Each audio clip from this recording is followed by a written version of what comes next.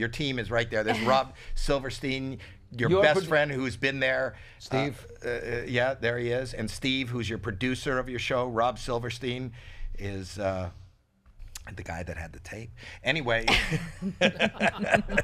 but you're friends with him again. That's a great story. Oh, yeah. You give him a watch. You Rob took a watch. You give the watch back. Close. Were you not friends?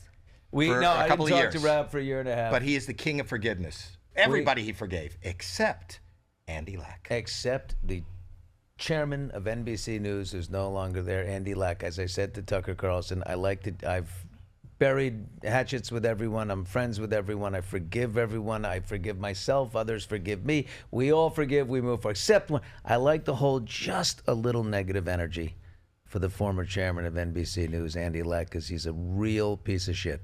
What makes Don't him mince words. Wait, what makes him? Should I not? No, ask? go ahead. You can ask. He's not What at makes NBC him- anymore. I'm at NBC. It's okay. He's not. You could talk about anybody that's I'm not asking at for NBC. you. What? Do you not want me to talk about it? About what? Because you're at NBC. Andy isn't. Okay. But this What was makes NBC. him- They're different divisions. They're very different Yeah, I'm not in the divisions. news. What made him different than everyone else that you decided to forgive? He's a piece of shit. No, Well, but I want to know. But When the head of MSNBC at the time said, "Hey, what are you going to do about Billy Bush? This isn't really about him. This is about the Trump and the whole thing. It's are you going to protect him like he tried to protect Brian Williams when Brian Williams made up a few things and ultimately got suspended." And his line, and he said to the president of MSNBC at the time, "Fuck Billy Bush. Who cares? Like it doesn't matter."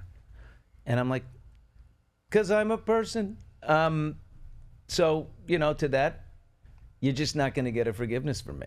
I can't. And the lesson I learned from watching the interview, where I was going with this, was he's somebody that I admired that was going through a really tough time. And if I took a message away from this, he's forgiven people, and he talked about the calls that he got from people. And I felt incredibly guilty and sad at the end that I never called you, and when that happened to you, when you lost everything. And you're a fair weather friend. But now he's doing good again, and he's got a great show. Not only do I talk to him, but I bug you to be on this.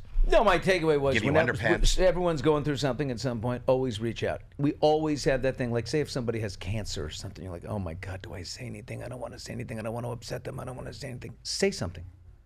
They're thinking about it all the time too, and it's just weird to not. And whatever it is that someone's going in, if you have a question in your mind, always say something. They'll appreciate it, I'm sure. That's great.